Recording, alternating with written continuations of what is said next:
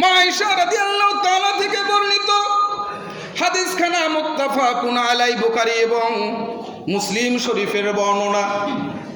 মা আয়েশা বললেন, আমি রাসূলকে প্রশ্ন করলাম, জিজ্ঞাসা করলাম, ইয়া রাসূলুল্লাহ, কিয়ামতের ময়দানে লক্ষ লক্ষ হাজার হাজার কোটি মানুষের সামনে আপনি আপনার জান্নাতি উম্মতগুলিকে কেমন করে চিনবেন, উপায় কি?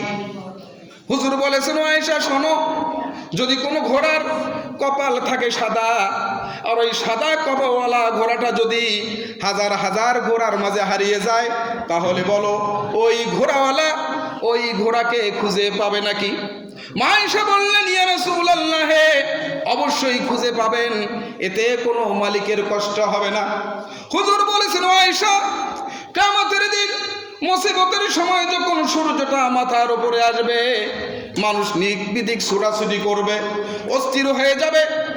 ওই দিন যে সকল বান্দা আমার, যে সকল আমার উম্মত কষ্ট করে উযু করে নামাজ পড়েছে, আল্লাহ পাকের রাজি খুশি করার জন্য নামাজ পড়েছে, তাহাজ্জুদ পড়েছে, ফজরের ঠান্ডা তাকে বিছানায় রাখতে পারে নাই, যতই ঠান্ডা হোক, কুয়াশা হোক, আল্লাহর মসজিদে আসা থেকে তাকে বিরত রাখতে পারে নাই।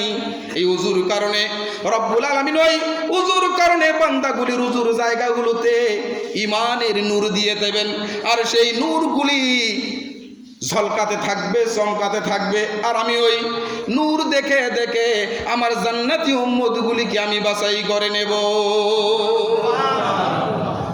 সেই দিন যারা নামাজ পড়ে নাই, আল্লাহর আইন মানে নাই, ফজর হয়েছে, আজান হয়েছে, আসসালাতু খায়রুম মিনান নাওম বলেছে, ওর ঘুম আরো বেশি পেয়েছে, লেপটা আরো সুন্দরভাবে দিয়েছে, ওই দিন ওই মুনাফিকগুলি, বেনামাজিগুলি আল্লাহ রাসূলকে বলবেন, ইয়া রাসূলুল্লাহ, আমরাও তো আপনার উম্মত, আমাদেরকে শাফায়াত করুন, আমাদেরকে জান্নাতে দেন।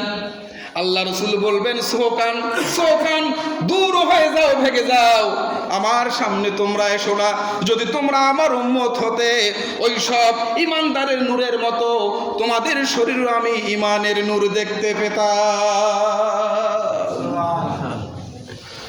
মাথায়